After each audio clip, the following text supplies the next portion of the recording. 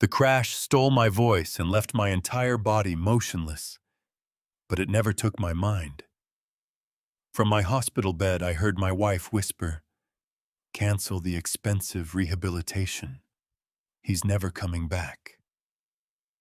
Her daughter smiled and said, "Once I become chairman, the company and everything he owns will be ours." They believed I could not hear a single word. But the moment the door closed behind them, I forced my eyes open and stared at the night nurse until she leaned close and asked if I could hear her. I blinked twice. She grabbed the alphabet board with shaking hands, and letter by letter I spelled out the name of a man I had not spoken to in 12 years. When the last letter appeared, her face went completely pale. "I am so grateful you chose to spend your time here today.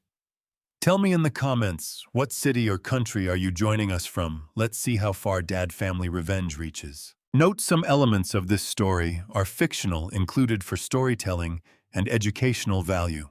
Names and settings are coincidental, but what this story teaches is something that stays with you.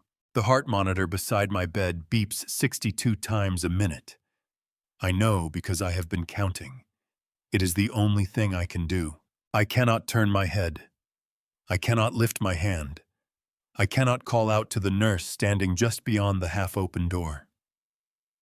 My body, the same body that climbed loading docks at 3 in the morning and hauled freight across 6 states without stopping, has become a prison I cannot unlock from the inside. The ventilator pushes air into my lungs on a schedule that belongs to a machine, not to me. The ceiling above my bed has a water stain shaped like the state of Tennessee, and I have memorized every edge of it because it is all I have had to look at for 3 days. My name is William Brooks.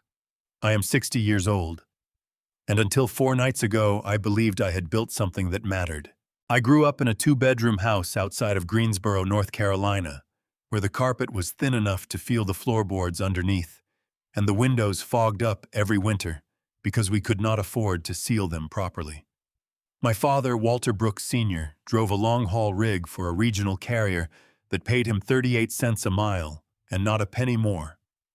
He left before sunrise on Mondays and came back on Friday evenings, smelling like diesel fuel and coffee, and my mother would meet him at the door with a plate of whatever she had managed to stretch across the week. She worked the laundry counter at a motel off Interstate 85, folding other people's sheets and towels with hands that were red and cracked by the time I was old enough to notice. I never once heard either of them complain.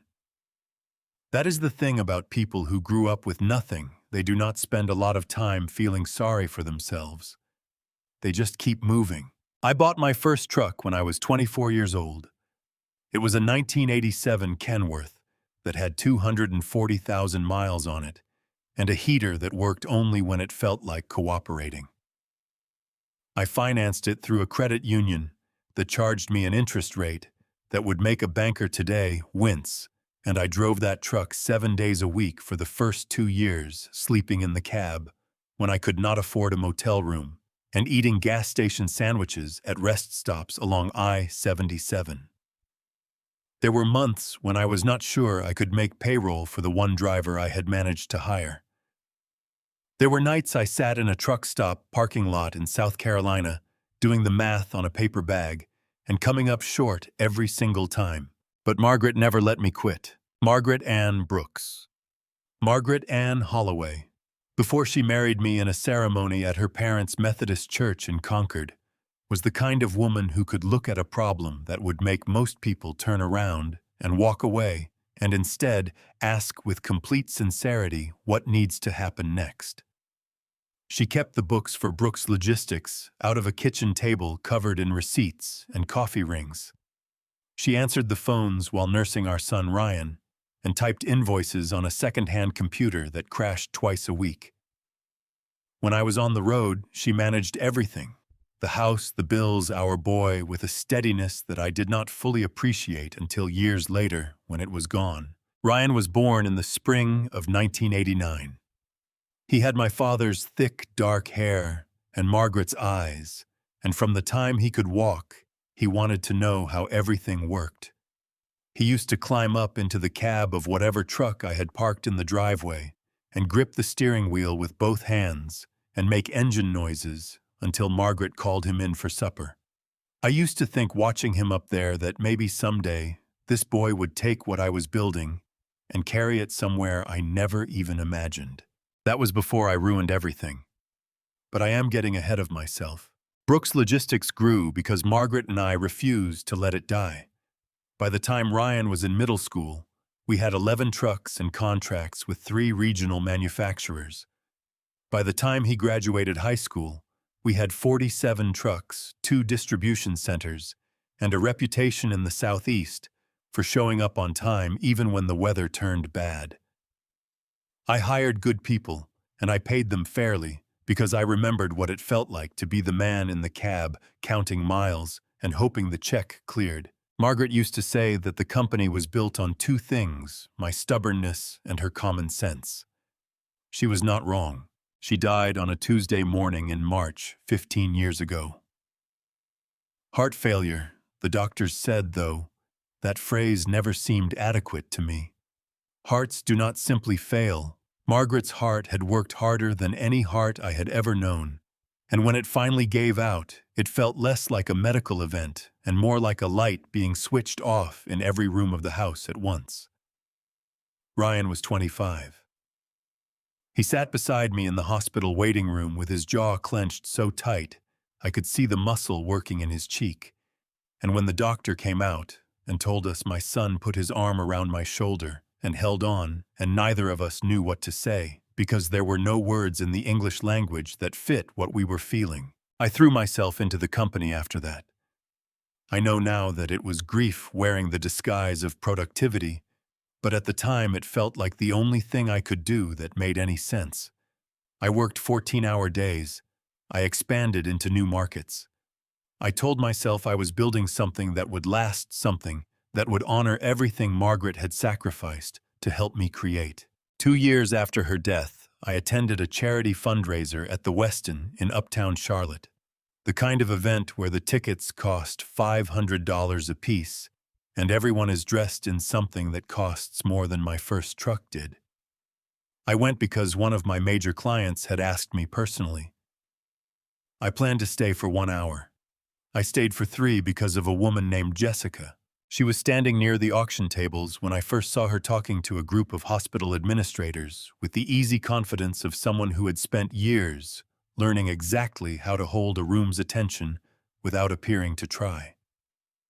She was 8 years younger than me, with dark hair and a way of listening that made you feel like whatever you were saying was the most important thing she had heard all evening. She had a daughter, Vanessa, who was just past 20, a quiet, watchful young woman who smiled at the right moments and said please and thank you with a consistency that I found reassuring. I remember thinking, standing there in that hotel ballroom with a glass of sparkling water in my hand, that maybe the worst was behind me. I remember thinking that I had finally found solid ground again. I was wrong about that. But the full weight of how wrong would not reach me until I was lying in this hospital bed, staring at a water stain shaped like Tennessee, listening to the woman I had married tell someone else exactly how much my recovery was going to cost and how little it was worth paying. Jessica Harmon knew how to make a grieving man feel like he had finally come home. That is the only way I can explain it now, lying here with tubes running into my arm and a machine doing half my breathing for me. Looking back across 11 years of marriage, I can see the architecture of it. The careful way she placed each word, each gesture, each moment of apparent vulnerability. And I understand that what I mistook for genuine warmth was something far more deliberate. But in those first months after we met at the Westin fundraiser, I did not see any of that. I saw a woman who listened. And after 2 years of talking mostly to lawyers and logistics managers and a grief counselor I visited exactly 3 times, listening felt like oxygen. Our first dinner was at a steakhouse on South Tryon Street, the kind of place with dark wood paneling and waiters who refill your water glass before you realize it is getting low. Jessica ordered a glass of red wine and spent 45 minutes asking me questions about my father, about the early years of the company, about what Margaret had been like. Not the polished version of those stories I told at business dinners, but the real ones, the broken heater in the Kenworth, the paper bag math at the truck stop, the way Margaret used to leave sticky notes on the bathroom mirror when I came home late so I would see something encouraging before I even made it to bed. "She sounds like she was extraordinary," Jessica said, and her eyes were wet at the corners when she said it. I reached for my water glass because I did not trust my voice right then. My throat had gone tight in the way it still did 11 years after Margaret's death, without any warning at all. "She was," I managed. "She was the best person I ever knew." Jessica reached across the table and covered my hand with hers. "Then she raised a good company," she said. "And I think she'd be proud of what you've built." Nobody had said anything like that to me in 2 years. My chest ached in a way that had nothing to do with grief and everything to do with gratitude. I drove home that night thinking that maybe the world was not as empty as it had felt since March. I was a fool. But I was a lonely fool, and that is its own kind of vulnerability. Vanessa was 22 when I first met her properly. Jessica brought her to a Sunday brunch at my house on Lake Norman about 6 weeks after our first date. She was quieter than her mother, with sharp eyes that moved around a room taking inventory before she committed to anything. She shook my hand and said, "Mom's told me a lot about you, Mr. Brooks," in a tone that could have meant anything at all. I liked her, or I thought I did. I thought I saw something in her, a hunger to prove herself, an ambition that just needed direction. And I responded to it the way I responded to most things in my life, by trying to build something useful out of it. I paid for her last 2 years at Wake Forest's business school. I bought her a condo in South End when she graduated. I brought her into Brooks Logistics as Director of Communications, a role that came with a real salary, real responsibility, and every advantage I could think to provide. Ryan saw through all of it from the very beginning. My son called me on a Sunday evening, about 3 months after Jessica and I started seeing each other. He had driven up from Raleigh, where he was working at the time, and we were sitting on the back porch of my house watching the light go flat over Lake Norman, the way it does in early autumn, all orange and copper and water going dark. "I'm going to say something," Ryan said, "and I need you to hear me out before you say anything back." I told him to go ahead. He wrapped both hands around his beer bottle and stared out at the water. His jaw worked for a moment the way it used to when he was a teenager trying to find the right words for something hard. "I don't trust her, Dad." His voice was low and steady. "I've watched her with you for 3 months, and something about the way she operates doesn't sit right with me. She's always saying exactly the right thing at exactly the right moment. Nobody does that naturally. People who do that have been practicing." I felt something tighten behind my sternum, not because I thought he was right, because I was afraid he was going to keep talking and make me doubt something I did not want to doubt. "Ryan," I said, keeping my voice even, "you've met her 4 times. "I know." He turned to look at me then, and his eyes.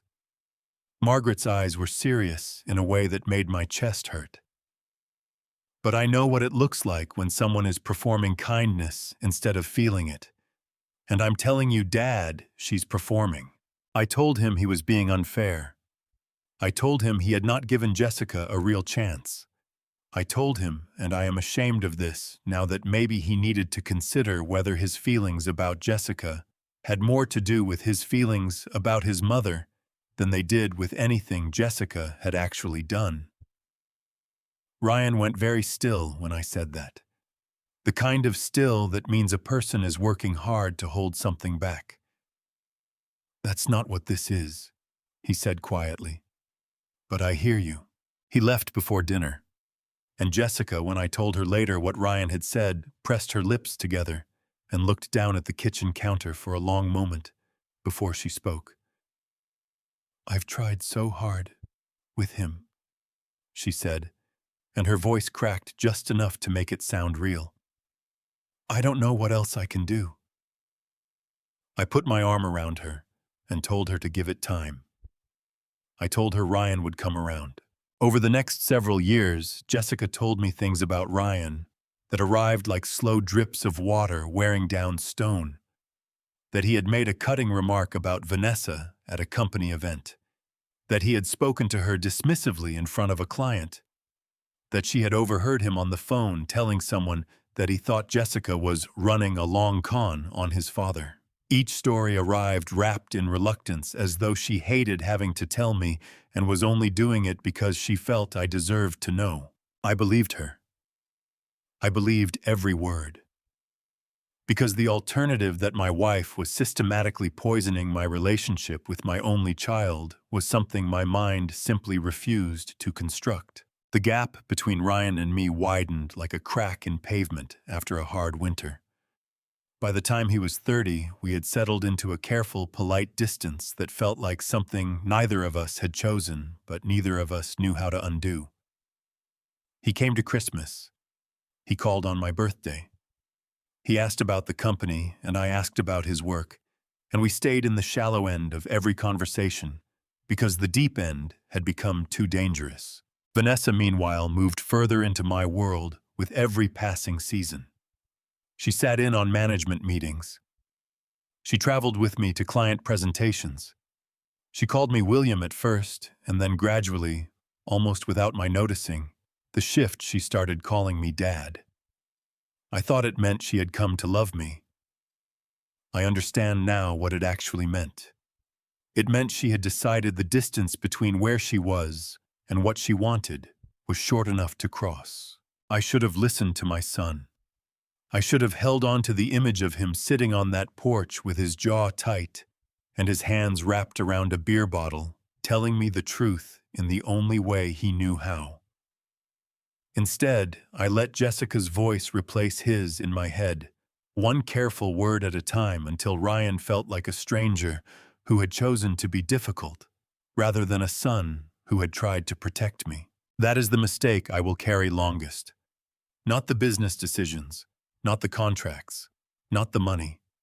The fact that I looked at the one person who loved me without wanting anything in return, and I chose not to believe him.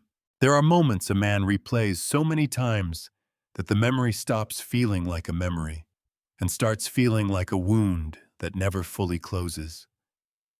No matter how many years pass, no matter how much distance you put between yourself and the thing you did, it is always right there, waiting at the edge of sleep, sitting in the passenger seat on long drives, rising up without warning in the middle of an ordinary afternoon. For me, that moment is a Tuesday evening in October 12 years ago. The leak had started 3 weeks earlier. Someone had passed internal routing documents, detailed schedules, client contracts, pricing structures to Caldwell Freight, our biggest regional competitor. We lost a $7 million distribution contract with a furniture manufacturer in Hickory because Caldwell undercut our bid by amounts that were impossible unless they had seen our numbers in advance. My operations director spent 2 weeks trying to trace where the information had gone. He came back with nothing concrete. Then Jessica came to me. She found me in my home office on a Sunday afternoon, sitting behind my desk, with a glass of bourbon I had not touched, staring at a spreadsheet that told me exactly how much that lost contract was going to cost us over the next 18 months. She was holding her laptop with both hands, and her expression was the careful, reluctant one she wore when she had something difficult to say. "William," she said, "I need to show you something, and I need you to promise me you'll stay calm." My stomach dropped before she even opened the screen. The emails were right there. Sent from Ryan's company account to an address I did not recognize, 3 separate messages over the span of 10 days. What I did not know then, and would not learn for 12 years, was that Tom Novak had routed the messages through a spoofed relay server that mirrored Ryan's actual IP address and mail client signature making the forgery undetectable by standard IT review. The language was unmistakable, specific references to our pricing model, our client relationships, our expansion timeline. And in the third message, a line that hit me like a fist to the chest. You want to know how to hurt him, start with the Caldwell bid. He'll never see it coming from that direction. I didn't want to believe it, Jessica said, and her voice broke on the last word in a way that made my own throat tighten. I kept looking for another explanation. I really did, William. But it's his account. It's his writing style. I've read enough of his emails over the years to know. My hands were shaking by the time I set the laptop down. Not trembling, shaking the way they do when something cold and electric runs from your chest down through your arms and has nowhere to go. I called Ryan that night and told him to come to the house. He arrived at 9:15, still in his work clothes, a little tired around the eyes, the way he always looked at the end of a long week. He stepped into the front hallway and started to say something about traffic on I-85, and I cut him off before he finished the sentence. Sit down, I said. Something in my voice made him stop. He looked at me for a moment, really looked the way you do when you are trying to read a room before you walk fully into it, and then he pulled out a chair at the kitchen table and sat. I opened the laptop and turned it toward him. I watched his face as he read. The tiredness disappeared first, replaced by confusion, and then confusion gave way to something I read as guilt, but now understand was horror. Dad? His voice was rough. Dad, I didn't write these. Ryan, I'm telling you. He pushed back from the table and stood up, and his voice was rising now, cracking at the edges with something that sounded like desperation. I did not write those emails. Someone has access to my account. Someone set this up. You have to believe me. The language is not mine. He slammed his hand flat on the table, and the sound echoed through the kitchen like a gunshot. His eyes were red at the rims, and his chest was heaving. Dad, listen to me. Please. I have spent 10 years working inside this company. I have given everything I have to Brooks Logistics. Why would I do this? What possible reason would I have to hurt you like this? Jessica appeared in the doorway of the kitchen. She was holding a dish towel, and her eyes were wet, and she looked at Ryan with an expression of such wounded sadness that it broke the last piece of my objectivity clean in half. Ryan, she said softly, I didn't want it to be you. I prayed it wasn't you. Don't!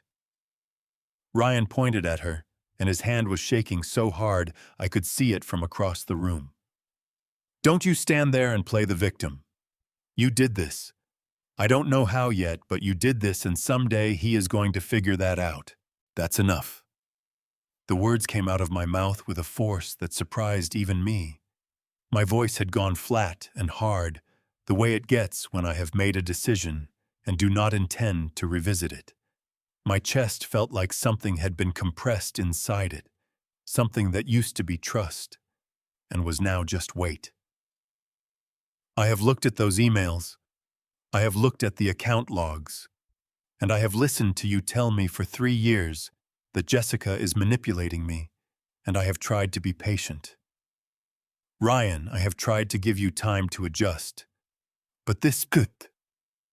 I stopped because my voice cracked, and I was not going to let it crack. I swallowed hard. This is not something I can look past. Ryan stared at me. His face had gone very pale. The anger drained out of it all at once, replaced by something that was far worse, to witness a raw, gutted disbelief, the expression of a man who has just discovered that the floor he was standing on was never solid to begin with. You've already decided, he said. It was not a question. I need you to leave the company, I said. And I need you to leave this house. The kitchen went so quiet I could hear the refrigerator running. Ryan did not yell. He did not argue anymore. He straightened up to his full height, and his jaw was clenched so tight The muscle jumped in his cheek, and his eyes. Margaret's eyes were bright with something that was not quite tears and not quite fury, but lived somewhere between the two. Someday you'll figure out who actually betrayed you, Dad. His voice was low and deliberate, each word placed like something heavy being set down carefully. But by the time you do, I might not be around anymore. He walked out of the kitchen. I heard his footsteps in the hallway, heard the front door open, heard it close. Not a slam, just a click. That quiet click was somehow worse than any door I had ever heard slammed in anger. Jessica came and stood beside me and put her hand on my arm. "You did the right thing," she said. I nodded. I told myself she was right. For 12 years I told myself she was right. Standing in that kitchen after Ryan's taillights disappeared down the driveway, I felt something I could not name properly at the time, a hollowness behind my ribs that was different from grief and different from anger. I know what it was now. It was the feeling of having made an irreversible mistake while being completely convinced you were doing the only reasonable thing. There is no lonelier feeling in the world. And somewhere across the city, that night, a young man I had raised from infancy, a boy who used to sit in the cab of my old Kenworth and make engine sounds with his hands on the steering wheel, was driving away from the only home he had ever known, carrying a truth that no one would believe for another 12 years. 12 years passed, the way scar tissue forms slowly, quietly, leaving something harder where something soft used to be. Ryan and I exchanged text messages at Christmas and on birthdays. Short ones. The kind that say enough to confirm a person is still alive without saying anything that actually matters. I told myself that was his choice. I told myself I had extended the hand and he had not taken it. Jessica reinforced that story every time the subject came up, and I let her because the alternative that I had been catastrophically wrong was a weight I did not know how to carry. Then came the rain. It was a Thursday evening in late November. I was driving back from a dinner meeting with a distribution partner in Mooresville, heading south on Chief 77 toward Charlotte. The wipers were working hard, and the road was slick, and I was thinking about a contract revision that needed to be on my desk by morning. I never saw the truck. One moment there was rain and headlights and the hum of the engine. The next moment, there was a wall of white light coming from the left, and then there was nothing at all. I woke up to the sound of a heart monitor and the smell of antiseptic so sharp it felt like something physical pressing against my face. There was a tube in my throat. There were machines on both sides of me making sounds I did not have names for. I tried to turn my head and nothing happened. I tried to lift my right hand and nothing happened. I pushed every signal I had toward my legs and received nothing back, but I could hear. Every word, every footstep, every breath in that room came through with perfect, terrible clarity. Dr. Patricia Howe was the first voice I recognized, a measured, careful woman in her 50s, who spoke to Jessica in the hallway outside my room on the second day. "Mr. Brooks understands more than his motor responses suggest," she said. "The neurological picture is more complex than a standard spinal injury. I'd like to begin an aggressive rehabilitation protocol as soon as he's stable." Jessica's voice was thick with what sounded like exhaustion. "Whatever he needs, doctor. Whatever gives him the best chance." That night, after Dr. Howe's footsteps faded down the corridor, the room shifted. I heard the chair scrape closer to my bed. Then Vanessa's voice, low and clipped, stripped of every performance she had put on for the medical staff. "1 month of intensive rehab runs close to $20,000, she said. "If he stays like this for 2 years, we're pouring money into a drain." My heart slammed against my ribs so hard I was certain the monitor would spike, but the beeping stayed even. My body had become such a good liar. Jessica's voice dropped to something barely above a whisper. I've already spoken to someone about transferring him to a long-term care facility. Significantly lower cost. And if anyone asks, we simply say the family can't sustain the premium program indefinitely. The family? Vanessa let out a short, sharp sound that was not quite a laugh. We're talking about a man whose company is worth $30 million. People don't know cash flow, Jessica said flatly. They see what we show them. We show them grief, they believe grief. A pause. Then Vanessa again, her voice lifting with something that turned my stomach. When does the board vote on my interim appointment? End of the week, Jessica said. Ryan hasn't been relevant to this company in 12 years. Nobody on that board is going to question putting you in the chair. I wanted to scream. I wanted to tear every wire from my arm and stand up and look my wife in the face and ask her which version of herself was real, the woman who had cried at our kitchen table telling me she just wanted me to be happy, or this one cold and precise already planning the logistics of my disappearance. But my body would not answer me. My throat produced nothing but the faint mechanical rhythm of the ventilator. My hands stayed flat and still against the mattress, so I did the only thing left available to me. I listened, and I remembered every single word. Jessica squeezed my hand before she left that night. Rest, sweetheart, she said, her voice soft as a Sunday morning. I'm taking care of everything. I know I thought. That is exactly what I am afraid of. Everyone who walked into that room treated me like furniture. The day nurses checked monitors and adjusted drips and spoke to each other across my bed as though I were a piece of equipment that needed maintenance rather than a man who needed someone to look at him.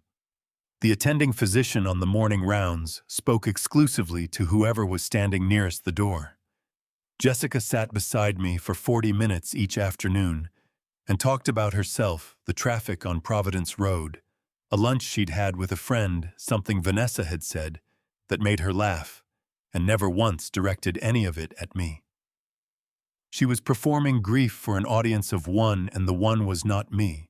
Grace Mitchell worked the night shift. She came in for the first time on my fourth night around 11:30, when the floor had gone quiet, and the hallway outside my door had that particular stillness that belongs only to hospitals after visiting hours.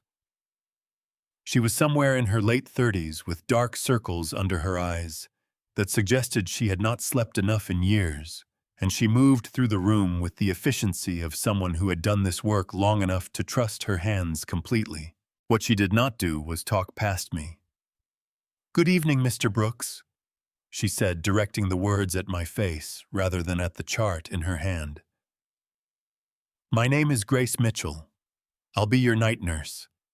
I'm going to check your IV line and then take a quick look at your vitals. I'll tell you everything I'm doing as I do it, if that's all right." Something cracked open in my chest. Not painfully, just open. The way a window feels when you push it up after a room has been sealed for too long. She worked quietly and methodically, narrating each step in a calm, unhurried voice. When she reached across to adjust the monitor on my left side, she paused and looked directly into my eyes. Not the quick clinical glance of someone confirming pupil response. A real look. The kind that carries a question inside it. "Mr. Brooks," she said carefully, "I've been doing this for 14 years, and I've learned to trust what I see." She set the monitor down and folded her hands at the bed rail. "I think you're in there. I think you hear me right now. And if I'm right, blink twice." My whole body wanted to respond. Every nerve I had left fired at once toward my eyelids. But the connection between intention and movement had been severed so cleanly that the first attempt produced nothing at all. I felt the failure like a physical blow to the sternum. Grace did not move. She did not check her watch or reach for the chart, or let her expression shift into the polite blankness of someone recalibrating expectations. Try again, she said quietly. Take your time. I gathered everything I had. Every fragment of focus, every neuron that was still taking orders. And this time, slowly, imperfectly, but unmistakably, I blinked twice. Grace's breath caught. Her hand gripped the bedrail hard enough that her knuckles went pale. "Oh my God," she whispered. Then she straightened up, walked to the door, checked the hallway in both directions, and pulled the curtain across the window. When she came back, her eyes were bright and wet, and she was pressing her lips together like a woman trying very hard not to fall apart in front of a patient. "One blink for no," she said, her voice steady despite the tears threatening to spill over. "Two blinks for yes. Do you understand me? 2 blinks." She exhaled like she had been holding that breath for days. Then she pulled the small whiteboard from the wall, the kind used for physical therapy exercises, and held it up with the alphabet printed across the top. "I'm going to point to each letter," she said. "You blink when I reach the right one. We'll go as slow as you need." It took 43 minutes. My eyes burned with the effort. Every letter felt like lifting something that weighed more than I did. But letter by letter, with Grace's finger moving steadily across the board, and her voice reading each one aloud, without a trace of impatience, I built the only word that mattered. I-A-N. Grace lowered the whiteboard. Her chin was trembling now, and she made no effort to hide it. One tear broke loose and tracked down her left cheek, and she swiped it away with the back of her hand, like she was angry at it for arriving uninvited. "Your son," she said. "You want me to find your son?" 2 blinks. Hard. Certain. She nodded once, pressing her hand briefly over mine, warm, firm, real. "Then that's what I'm going to do, Mr. Brooks. I promise you." For the first time since the accident, I did not feel like a man who was disappearing. I felt like a man who had just found the one person in the building who was willing to help him fight. Grace found Ryan's number through an old insurance file, a beneficiary contact form I had filled out years before Jessica and I married, when Ryan was still listed as my primary next of kin. She called him from the parking garage on her break, so no one on the floor would overhear. She told me about it the following night, letter by letter on the whiteboard. Ryan had not believed her. He told her he did not know who had put her up to this, but he was not interested in being drawn back into whatever was happening with his father's estate. His voice, Grace said, was flat and guarded, in the way of someone who has learned through experience that hope is expensive. She told him only one thing before he hung up. "I don't know what happened between the two of you," she said. "But your father is awake inside that body. He can't move. He can't speak." But the first name he spelled out, the only name, was yours. The line went quiet for a long time. Then Ryan ended the call. 2 nights later, at 12 minutes past midnight, the door to my room opened. I knew him immediately. 12 years had put gray into his hair at the temples and carved new lines around his eyes, but he carried himself the same way he always had, shoulders back, chin level, the deliberate posture of a man who had learned not to let the world see him flinch. He was wearing a dark jacket, and he had clearly been driving for hours because there was a tiredness around his jaw that had nothing to do with the late hour. He stopped at the foot of my bed and looked at me, and I watched his throat work as he swallowed hard against something that was trying to come up. "Grace called me 6 days ago," he said, his voice rough and low. "I told myself I wasn't coming. I told myself that about 40 times on the drive here." He pulled in a breath that shook slightly on the way out. "Then I told myself one more time in the parking lot. Didn't work that time either." He pulled the chair close and sat down, leaning forward with his elbows on his knees, his hands clasped together so tight his knuckles had gone white. Grace appeared quietly in the doorway, holding the whiteboard. Ryan looked up at her. She held it out without a word. He took it, turned it over in his hands once, and then looked back at me. "Okay, Dad," he said, and his voice cracked straight down the middle on that last word. He pressed his lips together and breathed through his nose for a moment, pulling himself back. "Okay, I'm listening." It took 51 minutes. My eyes burned and my concentration kept slipping, and twice I lost the letter and had to start the word over while Ryan watched with his jaw clenched and his eyes going red at the rims. He never rushed me. Every time I had to start again, he just reset his finger on the board and nodded once and waited. 3 words. IWASRONG. Ryan stared at the board for a long moment. Then he set it down on the edge of the mattress, stood up, and walked to the window. He stood with his back to me, one hand pressed flat against the glass, looking out at the parking lot lights below. His shoulders rose and fell with a breath so deep it moved his whole body. When he turned back around, his eyes were wet, and his jaw was working, and he looked like a man who had been carrying something very heavy for a very long time, and had just been told he could set it down, but did not quite trust the ground yet. "You know what the worst part was?" His voice came out rough, scraped raw. "It wasn't that you didn't believe me. It was that I could see you had already decided before I even walked in that door. And I kept thinking, if I just find the right words, if I just explain it the right way." He stopped, pressed the heel of his hand against his eye. 12 years, Dad. I spent 12 years replaying that night trying to figure out what I could have said differently. He came back to the chair and sat down hard like his legs had finally run out of argument. "I'm not here to make you feel worse," he said. "I'm here because Grace said you needed me, and because—" his voice dropped to something barely above a breath. "Because you're still my father. Even after everything. That doesn't just turn off." I pushed every ounce of strength I had toward the whiteboard. Ryan picked it up without being asked. Letter by letter, burning with effort.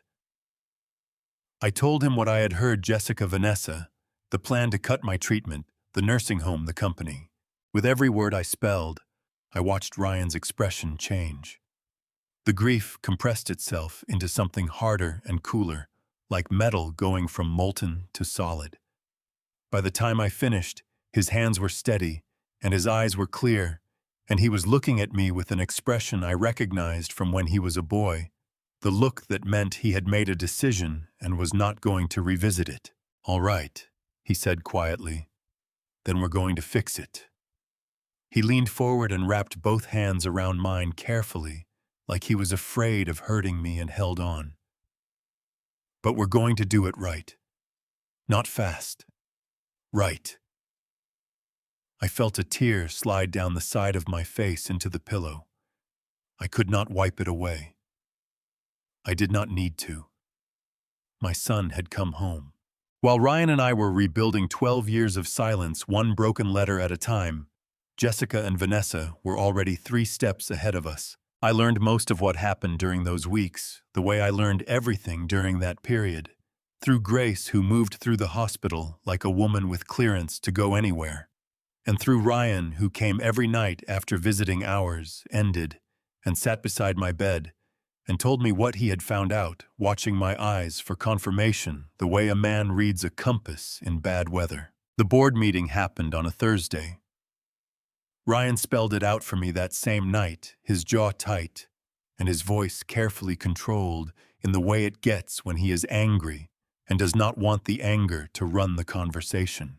In the same week, Jessica filed an emergency petition for temporary conservatorship at Mecklenburg County Superior Court, citing Dr. Webb's assessment as the basis for claiming William lacked the capacity to make his own medical and financial decisions. The petition gave her just enough legal cover to begin pressuring the hospital on treatment costs. Jessica had gone to the board with a report from a neurologist she had retained privately, a Dr. Marcus Webb, whose office Ryan had already discovered shared a billing address with a medical consulting firm that had received 2 payments from a Jessica Brooks personal account in the weeks before my accident. Dr. Webb's assessment concluded that my cognitive function was severely and likely permanently compromised. He had never examined me directly. He had reviewed records that Jessica had selectively provided. The board, faced with a company that needed daily operational leadership and a CEO who appeared to be unresponsive in an ICU, did what boards do under pressure. They voted. Vanessa Cole was appointed acting CEO by a margin of 6-2. Earl Simmons and a veteran board member named Harold Greer cast the dissenting votes. Ryan spelled out the name Earl Simmons, and I blinked twice. I knew Earl. 20 years on the operations floor, the kind of man who showed up early and left late and never once asked for credit he had not earned. Within 48 hours of her appointment, Vanessa began moving. The first transfer redirected 3 of our most profitable southeastern distribution routes to a logistics company called Meridian Transit Solutions, a firm incorporated in Delaware 4 months earlier, with a registered agent address that turned out to be a mailbox store off Interstate 85 in Gastonia. The sole listed officer was a man named Cody Marsh. Ryan pulled Cody Marsh's name and found a 2-year-old social media profile listing his occupation as Vanessa's boyfriend. Ryan spelled out what he had found, and I felt something cold and precise settle into my chest. Not surprise. Fury that had nowhere to go except inward. Earl Simmons had noticed the Meridian transfers on his second day under Vanessa's authority. He walked into her office and placed a printed copy of the transaction on her desk, and said, as he later told Ryan, "I need someone to explain to me why we're routing our 3 most profitable contracts through a company that didn't exist 6 months ago." Vanessa looked at the document for a long moment. Then she looked at Earl. "What I need," she said, her voice pleasant and her eyes completely flat, "is an operations director who understands that restructuring sometimes looks unusual from the outside. Are you that person, Earl? Or do I need to find someone who is?" Earl was 55 years old and had given 2 decades to Brooks Logistics, and he was not a man who frightened easily. But he was also not a fool. He picked up his document, walked back to his office, called his personal attorney, and began keeping records. His attorney informed him that under the Dodd-Frank Whistleblower Protection Act, he had both the right and the legal protection to document suspected financial misconduct and report it to the appropriate authorities, and that doing so correctly would shield him from retaliatory termination. Earl began photographing transaction records from his personal phone that same afternoon.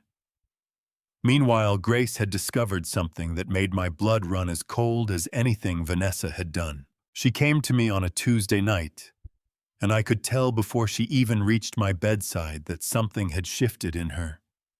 Her face was set in the careful, controlled way of someone delivering news they wished they did not have to deliver. She had been reviewing my medication chart and noticed that the standing order for my sedative protocol had been quietly escalated, not by Dr. Howe, but through a supplemental order attributed to Dr. Webb, the same neurologist Jessica had used to persuade the board.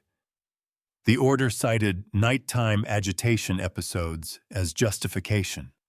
Grace had been on duty every night for 2 weeks. There had been no agitation episodes, not one. "Someone is trying to keep you under," Grace said, her voice dropping to something fierce and quiet. Deeper sedation means slower neurological response. Slower response gives them longer to do what they're doing. Her hands gripped the bed rail and her knuckles went white. "I've already adjusted your dosage back to the therapeutic baseline and documented the discrepancy in your chart under my own name. If anyone asks, I stand by it." I looked at her, this woman I had known for less than 2 weeks, and felt something shift in my chest that had nothing to do with medication or injury. Ryan arrived an hour later. When Grace told him what she had found, he stood very still for a moment, with his hands in his jacket pockets and his eyes fixed on the middle distance. Then he pulled out his phone. I need to make a call now, he said. He stepped into the hallway. Through the gap in the door, I could hear his voice low and deliberate. Not angry, just precise the way he gets when a decision has already been made. He came back in and looked at me. David Cooper, he said. He picked up on the second ring. David Cooper arrived at the hospital the following evening, carrying a paper cup of coffee he had not touched, and an expression that told me he had not slept since Ryan called him. He was 62 years old, broad through the shoulders with a gray crew cut, and the kind of face that had spent decades learning not to give anything away. He had worked financial crimes investigations for the FBI for 23 years before retiring to a private consulting practice in Charlotte, and in 30 years of friendship, he had never once told me what I wanted to hear, when what I needed to hear was something different. That was why I had trusted him. That was why Jessica had worked so carefully to keep him at a distance. He stood at the foot of my bed and looked at me for a long moment. His jaw was tight, and his eyes were red at the outer corners in the way of a man who had been sitting with something heavy for longer than was good for him. I owe you an apology, he said. His voice was rough. I tried to reach you twice in the last 3 years. Jessica told me both times that you were traveling and would call me back. You never did. I told myself you were busy. He exhaled hard through his nose. I knew that wasn't it. I just didn't push hard enough. Ryan was standing near the window with his arms crossed and his eyes moving between David and me. You suspected her, Ryan said. It was not a question. I suspected something. David set the coffee down on the bedside table and pulled a chair close. The first time I met Jessica, that dinner at your place on the lake, William, maybe 8 months after you two started seeing each other, she spent 20 minutes asking me very specific questions about your estate structure. The kind of questions a woman asks when she is doing research, not making conversation. His mouth pressed into a flat line. I mentioned it to you the following week. You told me she was just curious about how you had built the company. I remembered that conversation. I remembered dismissing it in exactly the way David described. The ache behind my sternum deepened into something that felt like an open wound. David turned to Ryan. Tell me everything. From the beginning. Leave nothing out. Ryan talked for 40 minutes. David did not interrupt once. He sat with his elbows on his knees and his hands loosely clasped, and his eyes fixed on Ryan's face with the focused stillness of a man who has spent a career learning to listen for the thing underneath the thing being said. When Ryan finished, David was quiet for a moment, not the quiet of uncertainty, but the quiet of a mind already organizing what it had been given. They've made 3 critical mistakes, David said, finally holding up 3 fingers and folding them down one by one. They moved too fast after the accident. They used a doctor with a traceable financial connection to Jessica, and they brought in outside contractors for the financial transfers without vetting them properly. He looked at Ryan. Sloppy. Greedy people always move sloppily when they think no one is watching. We need a lawyer, Ryan said. We need Michael Reed, David said. Michael Reed had been my corporate attorney for 19 years. He was 58, lean and precise with the unhurried manner of someone who had learned that patience was the most powerful tool in any legal proceeding. Ryan had called him 2 days earlier. Michael had driven to David's office that same afternoon and spent 3 hours reviewing every document Ryan had managed to pull together. David relayed what Michael had found, and Ryan confirmed each point with a glance at me. Vanessa's authority as acting CEO was real but bounded. Under the Brooks Logistics corporate bylaws documents, Michael had drafted himself and knew better than anyone alive she could authorize operational contracts, adjust departmental budgets, and make personnel decisions up to a certain level. What she could not do without a full board supermajority. was sell company assets, transfer controlling equity, or enter into agreements that fundamentally altered the company's ownership structure. What she was doing fell inside those boundaries. Barely, but inside them. She's not stealing the company outright, David said. She's bleeding it, slowly enough that each individual transaction looks like a business decision. Fast enough that by the time anyone adds it all up, there won't be much left worth fighting over. Ryan's hands tightened on the windowsill. Michael is also filing a formal objection to the conservatorship petition Jessica submitted to Mecklenburg County Superior Court. David continued. The petition claims William lacks the cognitive capacity to manage his own affairs. Michael is challenging the basis of that claim, specifically Dr. Webb's assessment, which was conducted without direct examination and using selectively provided records. David looked at me directly. That buys us time. Not a lot, but enough. He paused, then added something that landed in the room with the weight of a stone dropped into still water. There is one more thing, he said. Ryan told me about the emails from 12 years ago. His voice shifted, careful now, deliberate. I never believed those emails were real, William. I told you that at the time. You didn't want to hear it. He held my gaze steadily. I want you to know that I have already reached out to someone who might be able to help us prove it. Ryan looked at his father. I pushed everything I had into my eyes, trying to put into them what I could not yet say out loud, that I heard him, that I understood, that the shame of those 12 wasted years was sitting in my chest like a stone I did not know how to lift. David stood and buttoned his jacket. Here is what we do not do, he said, looking at Ryan with the precision of a man issuing field instructions. We do not move early. We do not show our hand. We let them believe they are winning because people who believe they are winning get careless. He picked up the untouched coffee. And careless people talk. Ryan straightened up from the window. The grief that had lived in his face since he walked into this room 10 days ago had not disappeared, but something else had settled over it. Something steadier. How long? He asked. David considered. 3 months, maybe 4. Long enough to build something that cannot be dismantled. He glanced at me one final time. Can you hold on that long, William? I pushed the answer into my eyes as hard as I could. 2 blinks. Slow. Certain. David nodded once. Then let's get to work. Before I reveal what Ryan did next, something nobody saw coming, drop a 1 in the comments, so I know you're still here with me. Every single comment means the world. A note. This story contains some fictional elements added for storytelling and educational purposes. If that's not for you, no pressure at all. But if you're staying, what happens next will change everything.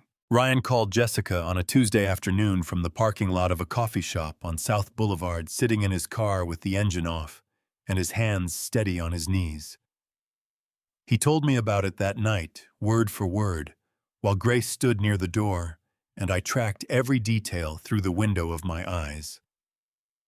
I kept the call under 4 minutes, Ryan said. David told me not to give her time to think. He had used a tone I had never heard from my son before, flat, slightly bitter, stripped of everything warm.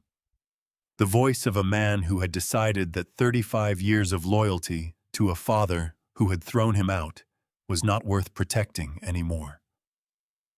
Jessica answered on the 3rd ring. Ryan. Her voice was careful, measured. I heard he might not make it, Ryan said. I've been gone 12 years. I think we both know I'm not coming back to play happy family. I just need to know if there's anything left for me or if I should disappear again and save us both the trouble. A pause. Ryan said he could hear her recalibrating on the other end of the line. I think, Jessica said slowly, that there are things we should discuss in person. Ryan said he would think about it. He hung up after 3 minutes and 40 seconds. 2 days later, Vanessa called him directly. They met at a bar called the Punch Room inside the Ritz-Carlton in uptown Charlotte, the kind of place with leather chairs and low lighting and bartenders who remember your order.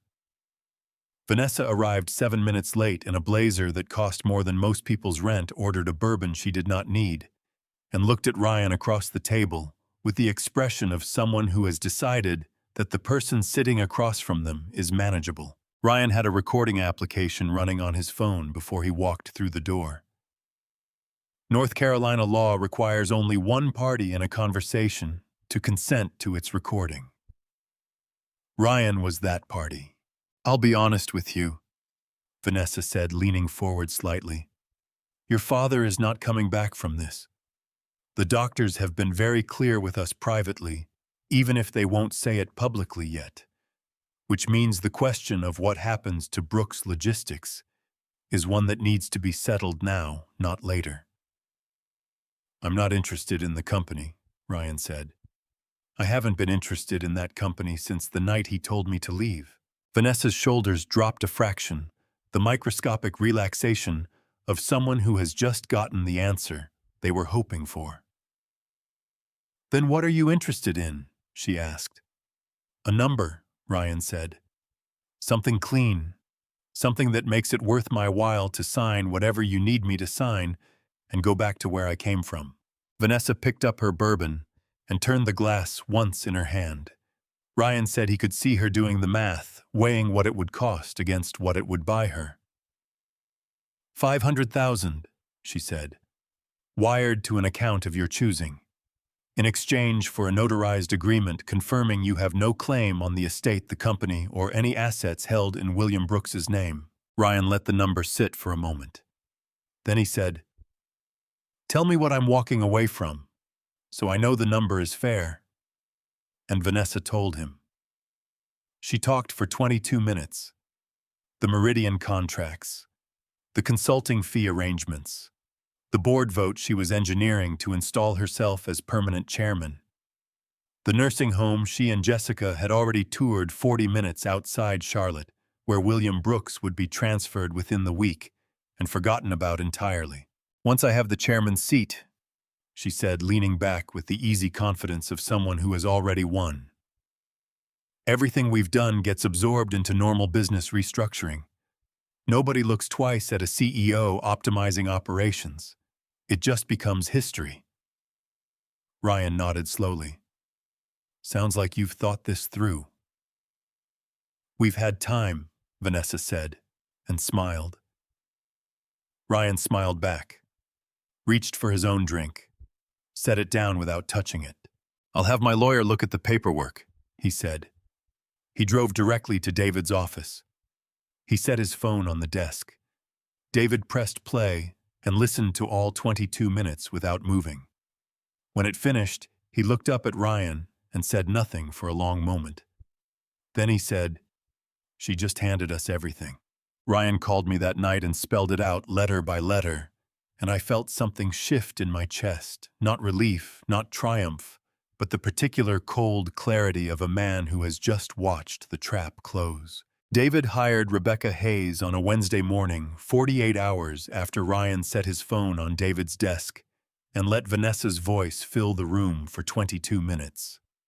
Ryan described Rebecca to me that night on the whiteboard. Efficient strokes, no wasted letters, the way he described everything, now that we had been doing this long enough to develop a rhythm. Former IRS criminal investigation. Private practice 12 years. Does not lose.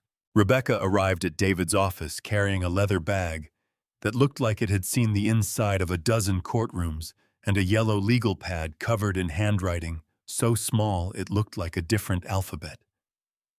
She shook Ryan's hand, once sat down, and said, "Walk me through the corporate structure. Everything. Start with the holding companies." She did not ask about motives. She did not ask about family history.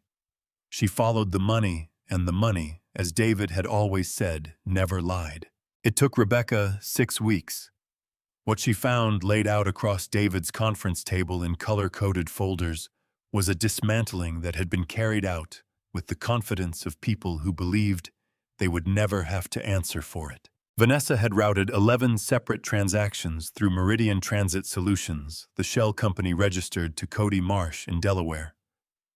The transfers were structured carefully, each one falling below the threshold that would automatically trigger a bank compliance review. But added together, they totaled just over $940,000, moved out of Brooks Logistics' operating accounts in less than 3 months. Jessica's contributions were less sophisticated and considerably more brazen. She had charged $286,000 to 4 different Brooks Logistics corporate cards, luxury hotels in Miami and Scottsdale, jewelry purchases at stores in South Park Mall, a private charter flight to the Bahamas listed in the expense system as a client hospitality event. The client did not exist. Rebecca set a single document in front of Ryan and tapped it with one finger. "This one," she said, "is the one that puts them away." It was a wire transfer authorization signed by Vanessa in her capacity as acting CEO, directing $312,000 from a Brooks Logistics Capital Reserve account to a vendor identified as Southeastern Consulting Partners. Rebecca had traced Southeastern Consulting Partners to a post office box in Gastonia registered 11 days after Vanessa's board appointment. The box had received no mail except bank statements. She created a vendor, paid herself $300,000 of company money, and filed it under operational consulting fees. Rebecca said, her voice carrying the flat precision of someone who had stopped being surprised by human behavior a long time ago. "That is wire fraud. That is embezzlement. That is a federal case." Frank DeLuca came next. Rebecca had identified the inflated maintenance contracts through Earl Simmons's internal records contracts for fleet repairs that charged Brooks Logistics 2.5 times the market rate for work that in several instances Earl's team could confirm had never been performed at all. She drove to Frank DeLuca's shop on a Tuesday morning unannounced, sat down across from him in his cluttered office, and placed a federal wire fraud statute printout on the desk between them. Frank DeLuca was 45 years old and had 3 kids in Catholic school and a mortgage he could not afford to lose. He looked at the printout for approximately 40 seconds. "What do I need to do?" he asked.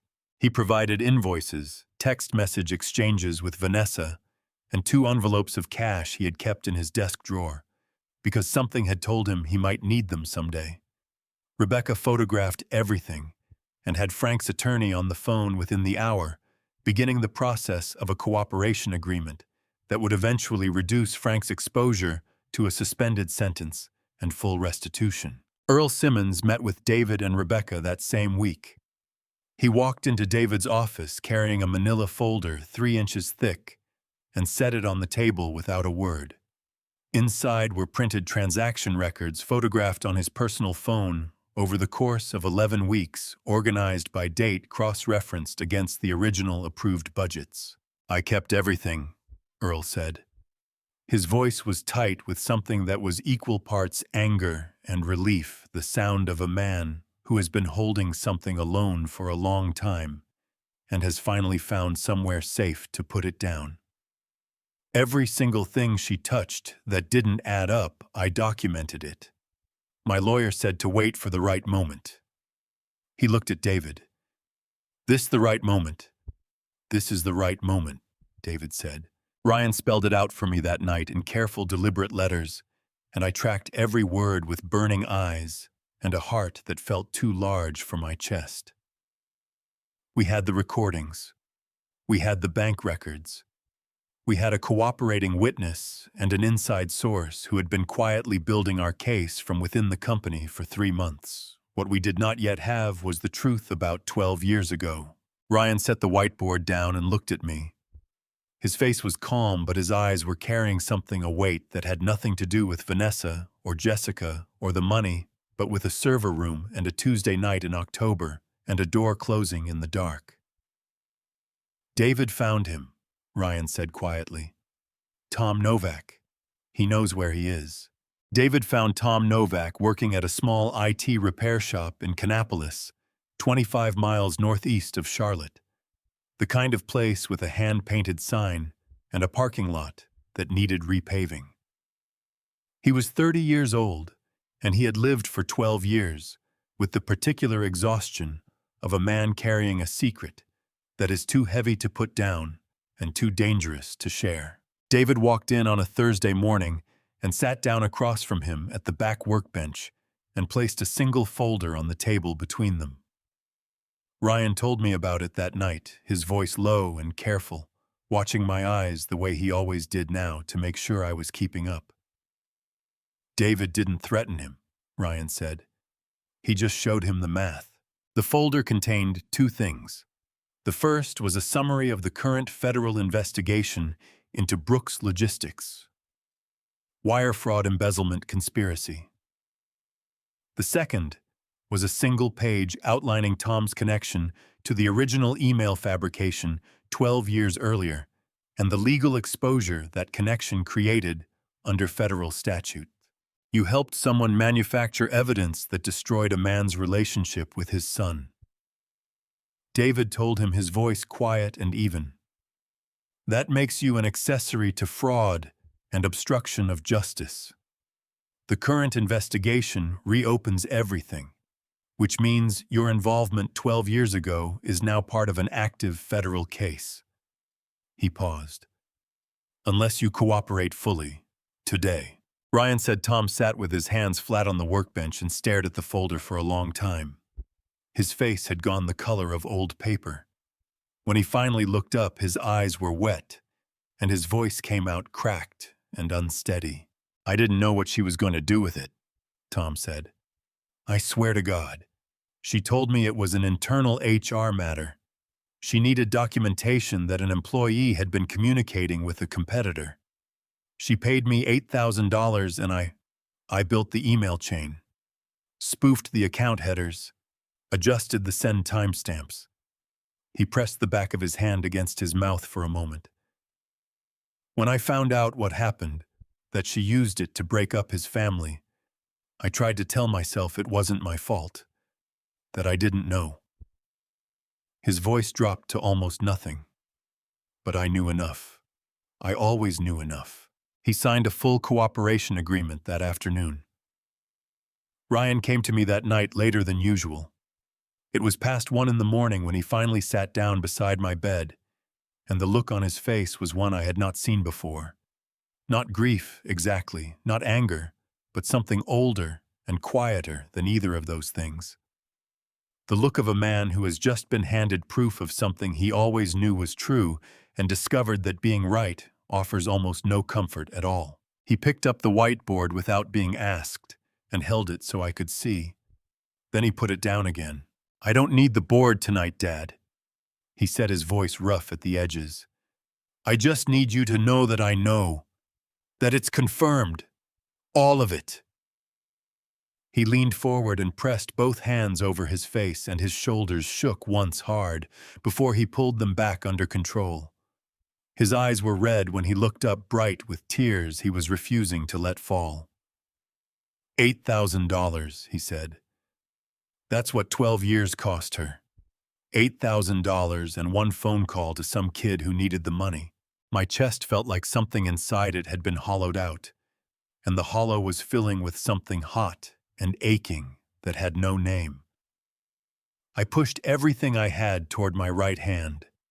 It had been responding better over the past 3 weeks. Kevin's midnight sessions were doing their slow grinding work. My fingers moved. Not far, not fast, but enough to close around Ryan's wrist where it rested on the bed rail. Ryan looked down at my hand on his arm. His breath caught. He covered my hand with his other one and held on with the grip of a man who is trying not to drown. It wasn't your fault either, he said quietly. I need you to hear that. She was good at what she did. She fooled people who should have known better than me. His jaw was working hard, and his voice was fraying at the edges now, each word costing him something. I needed my dad to believe me. That's all I ever needed. The tear that broke loose ran down the side of my face into the pillow, the way it had that first night when Ryan came back. I still could not wipe it away. I did not try. Some things deserve to be felt completely. Ryan stayed until nearly 3 in the morning. He did not spell anything on the whiteboard. He did not talk about plans or timelines or what David was going to do next. He just sat there in the chair he had pulled close to the bed, one hand still loosely holding my wrist, and talked about things I had missed, about the town he had lived in, about a dog he had adopted 2 years ago that was afraid of thunderstorms and slept under the bed. Small things. Real things. The kind of things a son tells his father when there is finally nothing left to be afraid of. Kevin Walsh showed up at 11:40 on a Thursday night, carrying a canvas duffel bag, and the unhurried expression of a man who had seen worse situations than this and helped people climb back from all of them. He was 55, built like someone who had spent decades doing physical work rather than talking about it, with a gray beard cropped close, and hands that were permanently calloused from 30 years of working with broken bodies in field hospitals and VA rehabilitation centers. David had found him through a former colleague at the FBI, a man who said Kevin Walsh was the person you called when the regular channels had already told you there was nothing left to do. Grace had already arranged everything in advance. The sessions took place between 2 and 4 in the morning, in a physical therapy room on the basement level, a floor with no night security cameras and no staff rotation after midnight. She documented nothing in my official chart. As far as the day team was concerned, I remained unresponsive. Kevin's visits did not exist on paper. Grace let him in through the side entrance and stood watch near the door while Kevin pulled a pen light from his bag and began his assessment with the quiet efficiency of someone running through a checklist he had memorized long ago. Grace had already arranged for the sessions to take place between 2 and 4 in the morning in a physical therapy room on the basement level that saw no regular staff traffic during those hours. She documented nothing in my official chart. Kevin's visits did not exist on paper. He checked my pupil response. He ran the pen light along the sole of my foot and watched for the Babinski reflex. He pressed his thumb into the muscle groups along my forearm, my shoulder, my calf. Then he sat back and looked at me with the direct, unimpressed expression of a man who does not traffic in false comfort. "Here is what they got wrong," he said, and his voice was the kind of flat, matter-of-fact baritone that made everything sound like established fact. "Your injury affected the motor cortex, the part of your brain that sends voluntary movement signals. That pathway is compromised. But the brainstem reflexes, the ones that control eye movement, swallowing, basic facial response, those run on a separate track.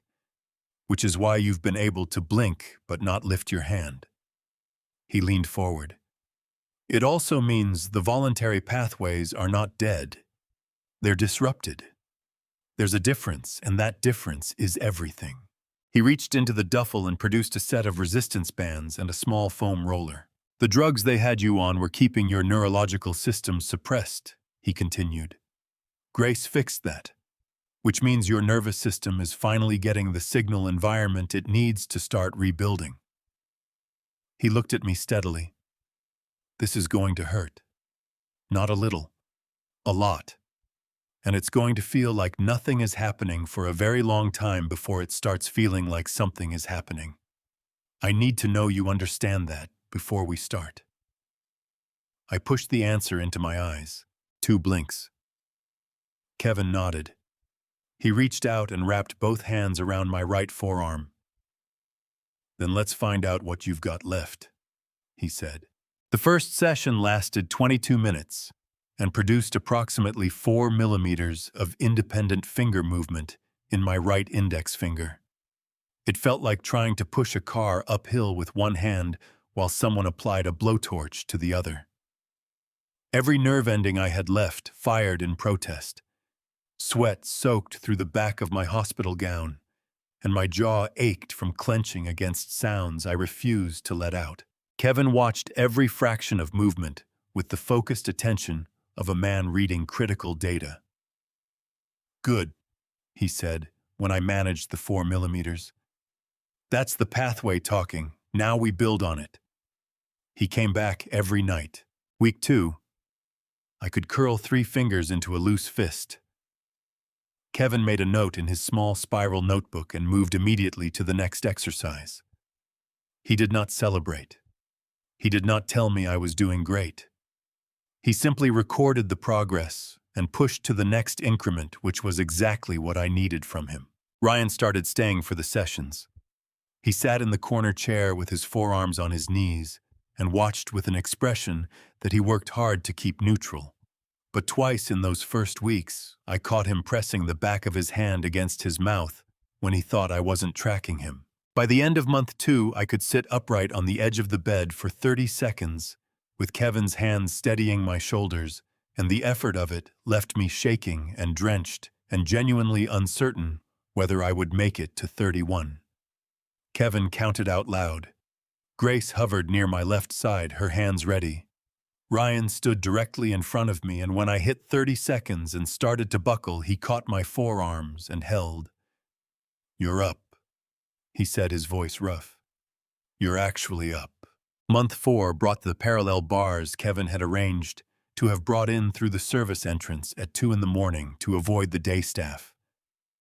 Standing between them for the first time felt like an argument my body was having with itself, one half insisting this was impossible, the other half proving it wrong, one agonizing inch at a time. Kevin stood at the far end. He did not offer his hands. "Walk to me," he said. "I can't," I tried to say. What came out was a sound rough, barely formed, the ghost of a word. Kevin's expression did not change. "I know," he said. "Walk anyway." I did. 4 steps. The pain was extraordinary, the kind that exists below thought, below language in the oldest part of the nervous system. My left leg nearly gave out on the 3rd step, and Grace caught the bar before I could grab it, her knuckles white around the rail. But I made it 4 steps. Month 5. The word came back first as breath, then as shape, then finally on a Tuesday evening when the floor was quiet and Ryan was sitting in the corner reading a case file as actual sound. "Ryan." It came out barely above a whisper, cracked and rough as gravel, nothing like my real voice. But it was a word. It was his name. Ryan looked up from the case file. He stared at me for a moment with his mouth open and his eyes going red at the rims so fast it looked involuntary. Then he was out of the chair and beside the bed, with his hand wrapped around mine, and his voice, when he finally found, it was shaking so hard, the words barely held together. "Say it again," he said. "Dad, say it again." I looked at my son, this man I had thrown out of his own home 12 years ago, who had come back anyway, who had sat in this room night after night rebuilding something I had broken, and I said his name again. It still sounded like gravel. It was the most beautiful thing I had ever heard. Jessica made the announcement on a Monday morning, a formal notice to the full board of Brooks Logistics, that the quarterly leadership meeting scheduled for the 3rd Friday of the month would include a vote on permanent executive leadership. The language was careful, corporate, entirely reasonable on its surface. Ryan read it to me that evening, his voice flat and controlled, and I watched his jaw tighten around every 3rd word. "She's calling it a leadership continuity vote," he said. "The memo says the board has a fiduciary responsibility to establish stable, long-term governance given the—" He paused, and something moved behind his eyes. "Given the ongoing uncertainty surrounding the health of the company's founder." The ongoing uncertainty. 11 words to describe a man who was sitting up in his hospital bed, holding a conversation with his son, and practicing walking the length of the hallway every morning before sunrise. I said carefully, because speech still cost me effort, and I had learned to spend it precisely. "How long do we have?" 12 days, Ryan said.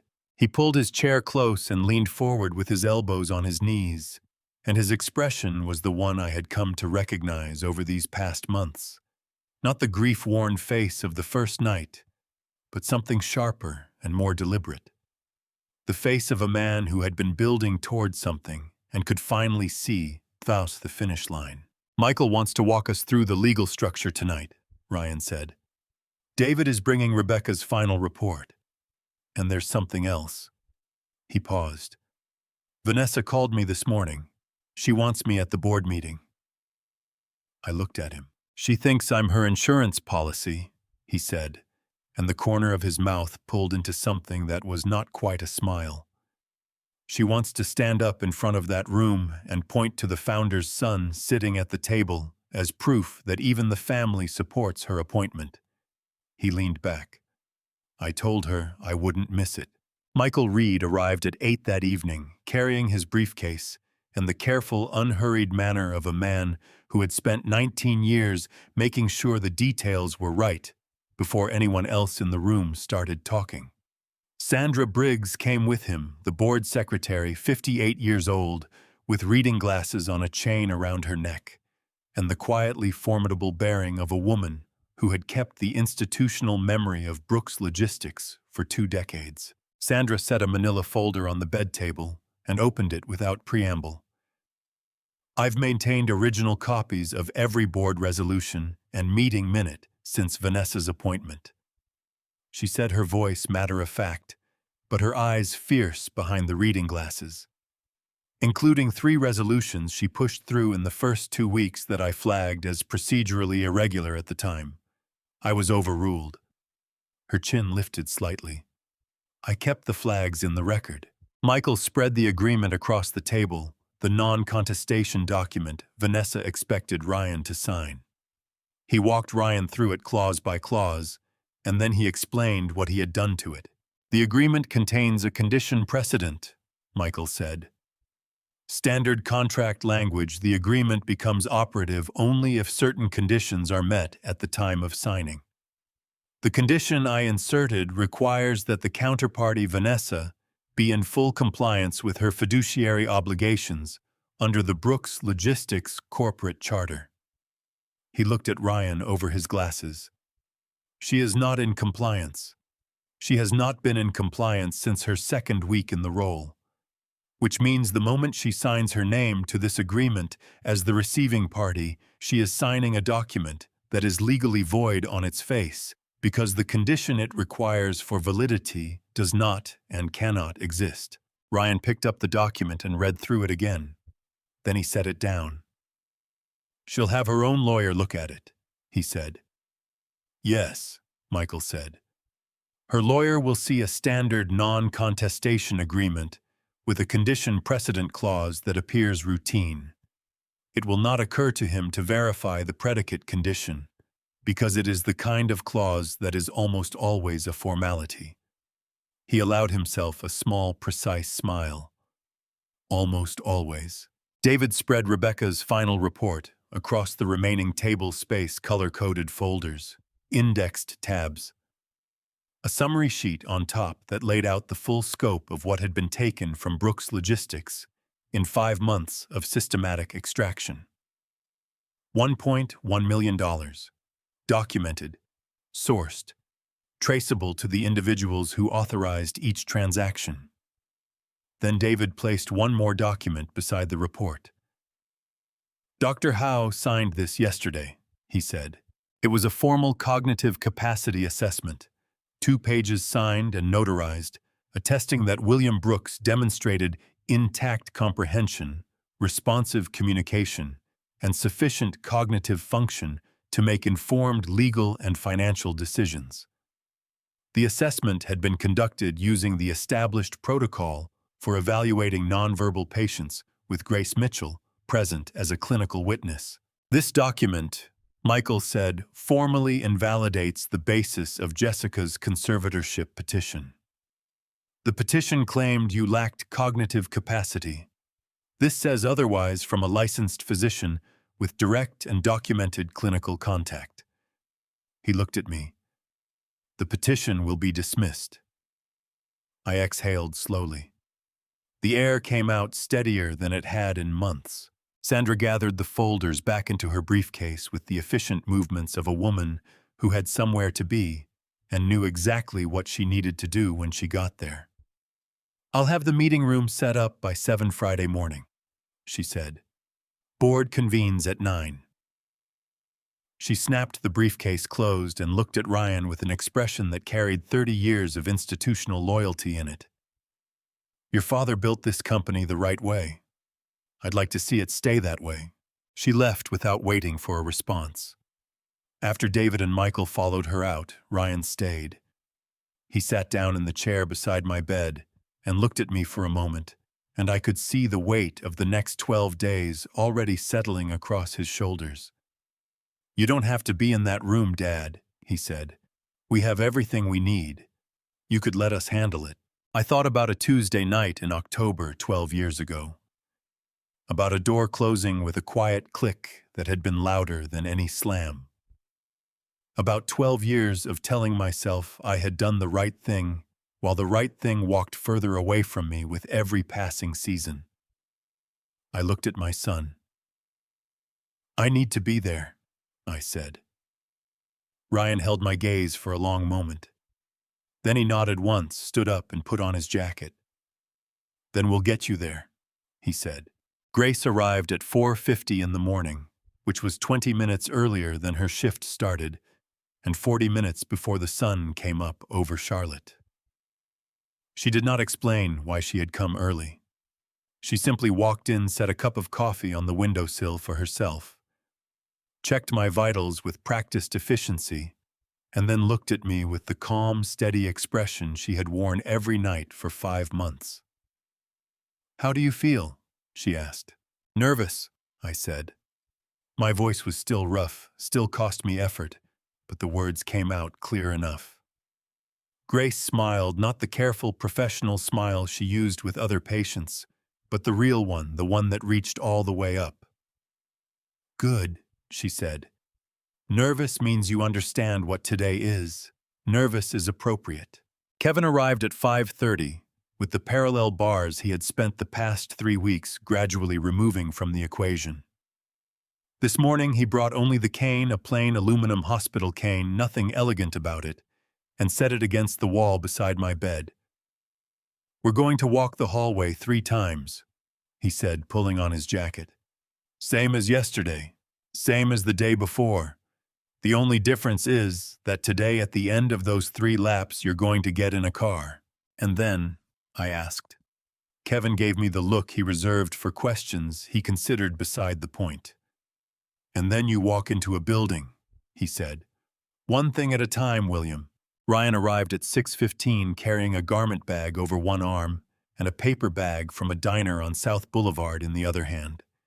He set both down, pulled out 2 foam cups of coffee and a container of scrambled eggs that had survived the drive better than expected, and sat on the edge of the visitor's chair while I worked through breakfast with the slow deliberateness that still characterized most of my physical activity. "Vanessa texted me this morning," Ryan said, peeling the lid off his own cup. "She wanted to confirm I'd be there early enough to sit near the front." "What did you tell her?"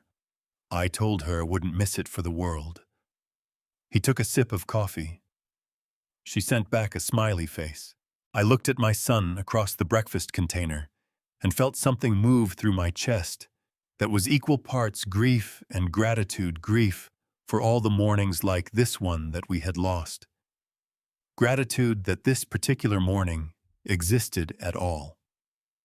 After breakfast, Ryan unzipped the garment bag. Inside was a dark navy suit, my suit from my closet at home, the one I wore to significant meetings, the one Margaret had helped me pick out 20 years ago at a men's store on Trade Street. "I went to the house last week," Ryan said, lifting it carefully from the bag. "I hope that's all right." My throat tightened in a way that had nothing to do with my injury. "It's all right," I said. He helped me dress with the matter-of-fact efficiency of someone who had decided that making a production of this moment would be unkind. He did not treat me like something fragile. He straightened my collar, adjusted the jacket across my shoulders, and stepped back to look. His jaw worked once.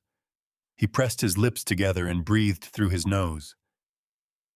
"You look like yourself," he said, and his voice only cracked a little on the last word. Grace appeared in the doorway. She looked at me in the suit, and her eyes went bright and wet almost immediately, and she pressed the back of her hand against her mouth for just a moment, before she pulled herself together with the visible effort of a woman who had decided she was not going to cry before 9 in the morning. "Let's walk," Kevin said from somewhere behind her. We did the 3 laps. The hallway was quiet at that hour, the overnight staff winding down the day shift, not yet fully deployed. A nurse I recognized from previous weeks looked up from her station as we passed and said nothing, just nodded once with an expression that made me think she had understood more about what was happening in room 14 than anyone had told her. 3 laps. The cane on the linoleum. The slow, deliberate placement of each foot. Kevin walked 2 steps behind me the entire time, close enough to catch without being close enough to suggest I needed catching. On the 3rd lap, Ryan fell into step beside me. We walked the last stretch of hallway side by side, the man who had built Brooks Logistics from a single truck, and the son who had come back when he had every reason not to, and neither of us said anything, because there was nothing left to say that the walking itself did not already say better. At the end of the hallway, Kevin stopped. "That's 3, he said. I stopped beside him and stood breathing, feeling the effort of it settle through my body the way it always did. Then I looked out the window at the end of the hall, Charlotte spread out below in the early morning light, the uptown skyline catching the first of the sun, the Brooks Logistics building visible among them, its name on the side of the tower, in letters I had watched go up 22 years ago. My mother's voice came back to me the way it sometimes did, now, unprompted, arriving out of the quiet, the way it used to when I was very young, and she was still alive to say the things I needed to hear. "Build it right, William." I had not always managed that. I had let the wrong people in and pushed the right ones out, and spent 12 years telling myself the math added up when it never had. But I was here now. I was standing on my own 2 feet at the end of a hospital hallway, in a navy suit that still fit with my son beside me, and the city where I had built everything I owned laid out beyond the glass. I reached out and put my hand on Ryan's arm. "Let's go," I said. Before I reveal what happened inside that boardroom, the moment everything came out into the open, comment "Justice," if you're still here.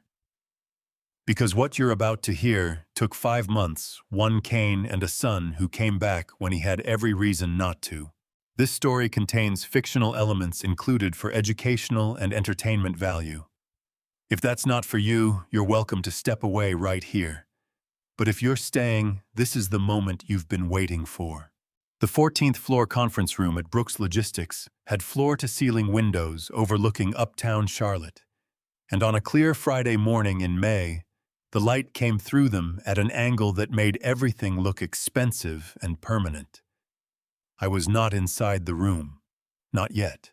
I sat in a wheelchair in the service corridor with Kevin behind me and Grace beside me and my cane across my knees, listening through the gap in the door that Sandra had left open by precisely 3 inches. Close enough to hear every word. Close enough to know exactly when to move. Vanessa had arrived at 7:30 and rearranged the seating chart twice. She had placed a bottle of still water at the head of the table, my seat, the one I had occupied for 31 years, with the careful precision of someone who had been rehearsing this morning for a very long time. Ryan told me afterward that Jessica arrived at 8:45 wearing Margaret's pearls, the strand I had given her on our 3rd anniversary, because she had admired them once. Hearing that detail later sent something cold and sharp straight through my chest that had nothing to do with the pain in my hip. At 9 o'clock, Vanessa stood and delivered 11 minutes of prepared remarks about vision and leadership and continuity. She used the phrase, "my father's legacy," twice. She said the medical consensus indicated my return to active leadership was not a realistic expectation. She was composed and convincing, and she believed every word she was saying.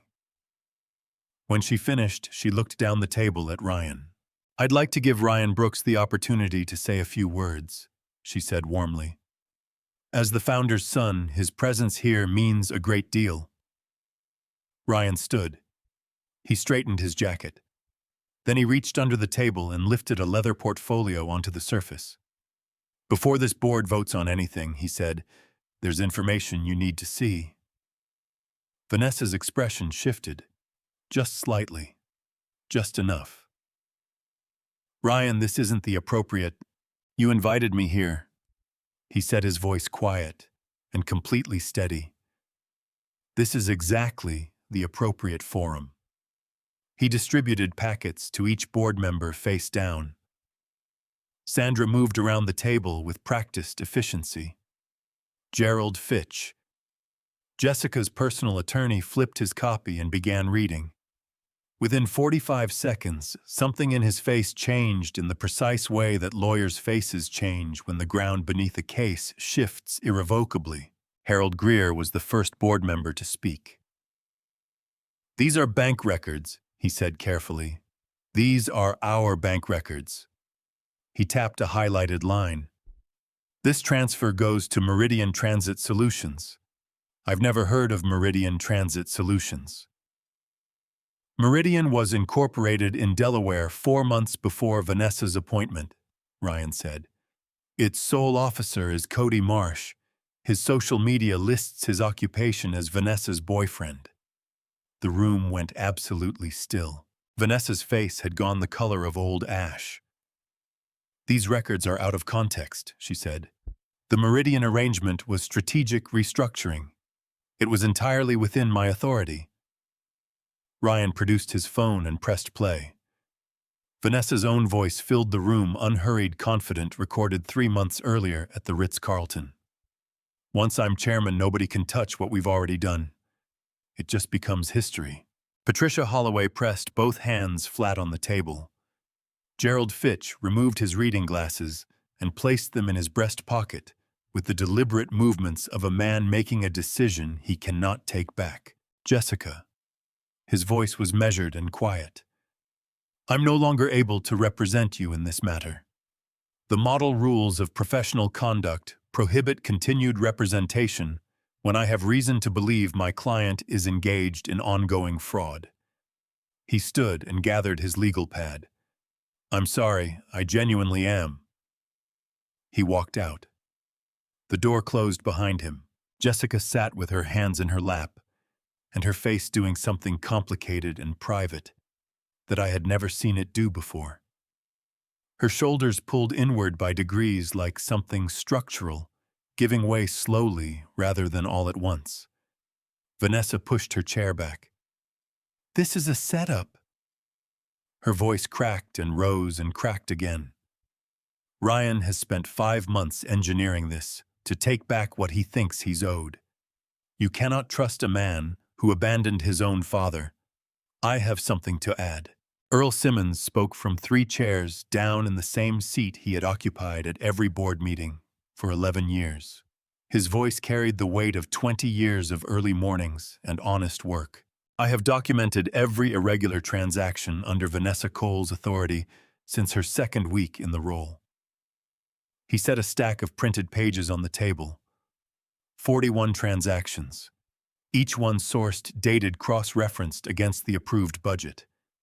"I flagged the Meridian transfers on day 2. His jaw tightened. "I was told to mind my area of responsibility." He looked directly at Vanessa. "This is my area of responsibility." Rebecca stepped through the far door. David followed. Michael came last. Michael set his briefcase on the table and looked at the board. "Under the North Carolina Business Corporation Act, Any officer engaged in fraud or breach of fiduciary duty is subject to immediate removal by board majority. I am requesting that vote now." He produced a single document. "I also have a signed cognitive capacity assessment from Dr. Patricia Howe confirming that William Brooks demonstrates intact comprehension and the capacity to make informed legal and financial decisions. The conservatorship petition filed by Jessica Brooks is without basis and will be dismissed." Vanessa stared at the document, then at Ryan, then around the table at faces that had shifted one by one from neutrality to something colder and more settled. "You can't just walk in here and—" Ryan looked toward the service corridor entrance where Sandra had quietly opened the door all the way. "I think," he said, in a voice that carried across the entire room, "there's someone else who has something to say." The cane touched the floor first. That single sound, aluminum on polished hardwood, moved across the conference room, the way a stone moves across still water in rings that reached every corner before anyone fully understood what they were hearing. I felt it travel up through my palm and into my arm, and I kept my eyes fixed on the far end of the room, and I kept moving. One step, then another. The room had been mid-sentence when Sandra opened the service corridor door all the way.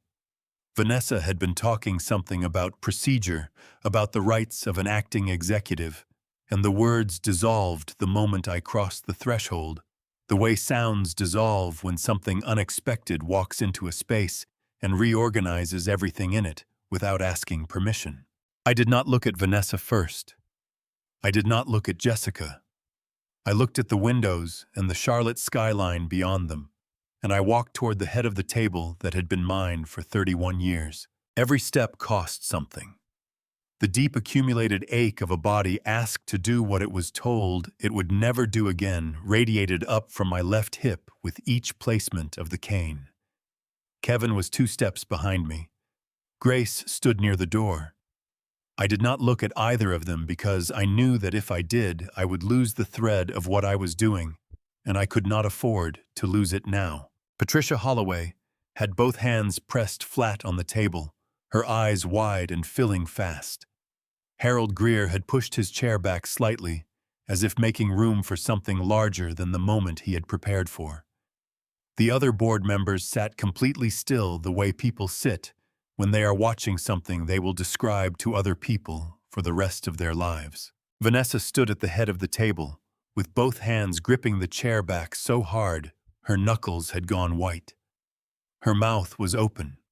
Her face had gone the color of old ash, and every trace of the composed, well-prepared executive who had delivered 11 minutes of remarks about vision and continuity was completely, irreversibly gone. Jessica did not grip anything. She sat with her hands in her lap and watched me walk toward her with the stillness of a woman who has understood in the last 30 seconds that the version of this morning she had planned for is no longer the morning that is happening. I reached the head of the table. I stood behind my chair. I did not sit, not yet, perhaps, not ever again in that room, and I put my hand on its back, and I looked at Vanessa, and I let the room wait. "You told this board," I said, and my voice came out rough and slower than it once had, but it came out, every word of it, that I can no longer make decisions. Vanessa's grip on the chair back tightened. The tendons in the backs of her hands stood out like cables under load. "So let me make one," I said. I turned to Jessica. She met my eyes. And for a moment, just a moment, beneath all the performance and the calculation and the 11 years of careful, patient maneuvering, I saw something cross her face that was older and more honest than any of it. Not regret, exactly. Something closer to recognition. The look of a person who has finally arrived at the place they were always going to end up and finds that it looks exactly the way they knew it would. 12 years ago. I said, "You showed me emails you told me were proof that my son had betrayed this company. I believed you. I sent Ryan out of his own home with my own hands, and I called it the right thing to do. I stopped. Let the words sit in the room the way they had been sitting in my chest for 5 months. It took me a hospital bed and a night nurse with an alphabet board to understand that the only person I was protecting was you. Jessica's chin dropped. Her shoulders pulled inward.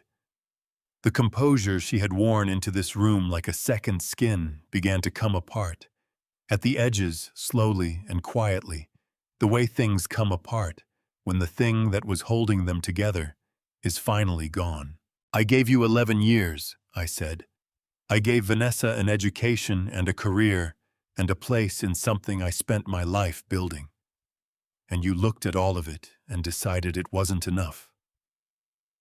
My voice had steadied now the way it does when the thing you are saying has been inside you long enough to come out complete. You needed the rest of it. You needed me gone. I looked around the table at Earl, who had kept 41 transactions in a folder for 3 months because he believed this company was worth protecting.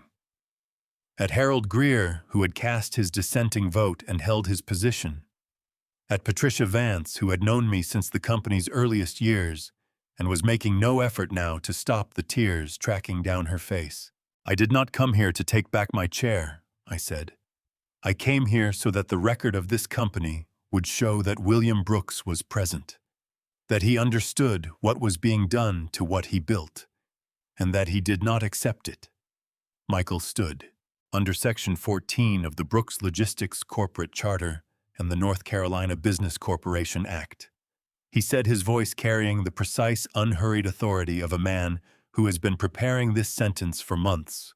Vanessa Cole's appointment as acting CEO is hereby revoked effective immediately on the basis of documented fraud, embezzlement, and breach of fiduciary duty. All operational authorities are suspended. All accounts connected to transactions in evidence are subject to immediate freeze. He looked at the board. I'm requesting a confirming vote. Simple majority. Harold Greer raised his hand without hesitation. The woman beside him raised hers. Then the man at the end of the table. One by one, 6 hands went up around the room. Vanessa watched each one rise. When the 6th hand went up, something left her not in a dramatic collapse, but quietly like pressure, releasing from something that has been holding too much for too long. She let go of the chair back. She sat down heavily and put her hands in her lap and stared at the table and did not look up again. Jessica raised her eyes to mine one final time. William, she said, and her voice had been stripped of everything except the thing underneath all of it, the thing that might in a different life, in a different version of both of us, have been enough. There were years when I know, I said. I know there were, and I did know. That was the part that hurt most, not the fraud and not the betrayal, and not the 5 months in a hospital bed, but the fact that some of it had been real and real things ending is always its own kind of grief, separate from everything else. I looked at David. David, I said. He opened the conference room door. There were 2 of them, a man and a woman in dark suits, moving with the particular stillness of people who have done this enough times that the weight no longer shows on their faces. Special Agent Diana Reeves, FBI, Charlotte Field Office. The woman's voice was steady and professional. We have federal arrest warrants for Jessica Brooks and Vanessa Cole. Wire fraud, embezzlement, conspiracy, deliberate interference with medical care of a vulnerable adult, and fabrication of evidence. Vanessa's chair scraped back so hard it struck the credenza behind her. You cannot walk in here and... Her voice cracked down the middle, high and fractured, and nothing like the composed executive who had stood at the head of this table 20 minutes ago. She looked at Ryan with eyes that were wide and desperate, and asking for something he could not give her. She looked around the room at board members, at Earl, at Sandra, at David, searching for someone who would stand and say this was wrong. No one moved. The agent guided Vanessa toward the door, and she went, and the sound her heels made on the floor was the last thing any of us heard from her before the door closed. Jessica did not stand up. She sat with her hands folded on the table and watched them come to her with the stillness of a woman who had understood somewhere in the past half hour that this ending had become inevitable. When Agent Reeves stopped beside her chair, Jessica looked at me. "There were years," she said, her voice costing her something with every word, "when everything I did was real. The dinners, the mornings on the porch. I need you to know that." I looked at the woman I had married on a hillside outside Charlotte, with Ryan in the front row and September light coming through the trees. I felt 11 years press down on me all at once, the real ones and the performed ones and the ones I could no longer tell apart. "I know," I said. I knew it then. One tear tracked down her cheek. She did not wipe it away. She stood straightened her jacket with both hands and walked out with her shoulders back and her head level, and I watched her until the door closed and the room went so quiet I could hear the ventilation system in the ceiling. Ryan put his hand on my shoulder. "Are you all right?" His voice was rough. His hand was trembling. "No," I said. "Not yet." I covered his hand with mine. "Ask me again in a year." He made a sound that was almost a laugh and almost a sob, and ended up somewhere between the two. Grace appeared at my elbow the way she always did, quietly, purposefully, exactly when she was needed. She checked my face with the clinical precision of 5 months of night shifts. "Pain level?" she asked. "Manageable," I said. "Liar," she said. Earl crossed the room and extended his hand. His grip was firm. His eyes held 20 years of early mornings and honest work, and the particular steadiness of a man who had done the right thing, even when no one was watching. "Welcome back, Mr. Brooks," he said. I held his hand a moment longer than necessary. "Thank you for everything you kept, Earl." His jaw tightened. He nodded once and said nothing more, and I understood completely. David stood in front of me last. 30 years of friendship in his face, red at the rims, voice rough as gravel. "I should have pushed harder," he said, when she blocked my calls. "You're here now," I said. He put his arms around me and held on. Outside the windows, Charlotte went on about its Friday. The Brooks Logistics building stood where it had always stood, name on the tower catching the May light. It was still there. So was I. Jessica and Vanessa accepted plea agreements nearly 8 months after the board meeting. I attended the sentencing hearing at the federal courthouse on West Trade Street, the same street where I had bought the suit I wore to my first major client presentation 30 years ago. Judge Carol Winters presided. She was a small woman with gray hair and reading glasses, and the unhurried manner of someone who has seen enough human failure that she no longer confuses it with the end of the story. She read the terms without drama. Jessica received 4 years and full restitution. Vanessa received 6 with additional civil liability for the funds routed through Meridian. Tom Novak received a suspended sentence for his cooperation. Frank DeLuca paid back every dollar and walked out of the courtroom a visibly diminished man. Dr. Marcus Webb, the neurologist, Jessica had retained to falsify my cognitive assessment, surrendered his medical license to the North Carolina Medical Board 3 months later as part of a separate disciplinary proceeding. Ryan sat beside me through all of it. Neither of us spoke much. There was nothing left to say that the documents hadn't already said better. I sold the house on Lake Norman 2 months later. People assumed I sold it because it hurt to be there. That was not entirely wrong. But the fuller truth was simpler. I no longer needed 4,000 square feet to feel like I had built something worth keeping. I bought a house 20 minutes away. 3 bedrooms. A front porch wide enough for 2 chairs and a small table. The kind of house where the coffee gets cold because you forget to drink it while you're watching the morning come in over the tree line. The Margaret Brooks Patient Support Program launched in November, funded by the company foundation, designed to provide rehabilitation assistance to spinal injury patients whose insurance coverage ran out before their recovery did. Grace became its director. Kevin ran the affiliated therapy center. At the launch event, I handed Grace a framed copy of the program charter with her name on it. She looked at it for a long moment, and her chin trembled, and she pressed her lips together hard. "You didn't have to do this," she said. "You handed me the alphabet," I said. "This is the least I could do." She laughed and cried at the same time, which seemed exactly right. Earl took a seat on the newly restructured board oversight committee. David refused every form of compensation I offered and said the same thing each time I tried. "Friends don't save each other for money, William.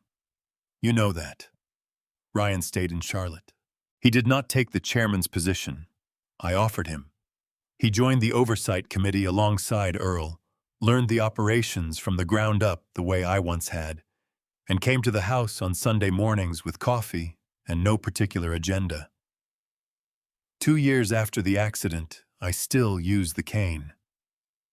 My left hip still protests on cold mornings. My voice still carries a roughness that was not there before November. These are permanent things, and I have made my peace with them. What I have not made peace with, what I do not intend to make peace with, is the 12 years. I told Ryan that one Sunday morning on the porch, watching the light move through the trees, the way it does in North Carolina in early spring, when everything is green and new and a little tentative about it. "I wasted 12 years, I said. Ryan wrapped both hands around his coffee cup and looked out at the yard for a moment. His hair was more gray than dark now. He had his mother's eyes and his grandfather's hands, and 35 years of being my son written into the lines of his face. "Then let's not waste what's left," he said.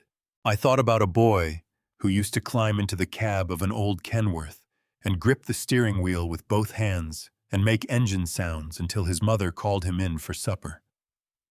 I thought about my father driving that rig 38 cents a mile and my mother folding other people's sheets, and both of them moving through their lives with a steadiness I spent decades trying to learn. "Build it right, William." I looked at my son. I looked at the morning. I picked up my coffee. People ask me if I have regrets. I have nothing but. I spent 12 years believing the wrong person and pushing away the right one. I handed my loneliness to someone who knew exactly how to use it. Family Stories Revenge does not capture what I lost. It was not a company, not money. It was my son. 12 years of mornings I will never get back. Do not do what I did. When someone who loves you says, "I don't trust this person," stop. Listen. Grief makes us vulnerable. Do not let anyone weaponize your pain. I believe God places the right people in our path at exactly the right moment. For me, that person was a night nurse with an alphabet board who decided a broken man was still worth believing in. Family drama revenge consumed everything I thought I owned and led me back to the only thing that ever mattered. My son came back. Not for the company, not for the inheritance. He came back because I was still his father. That is the only fortune that counts. Family Stories Revenge ends. What remains is who is still sitting beside you when it does. Family drama revenge is never just one story. It belongs to all of us. If this moved you, leave a comment, share it with someone who needs it, and subscribe so you never miss what comes next. Thank you for staying until the very end. Upcoming stories contain fictional elements crafted to illuminate real human truths. If that is not for you, no hard feelings. Choose what serves you. But if you are staying, we are just getting started.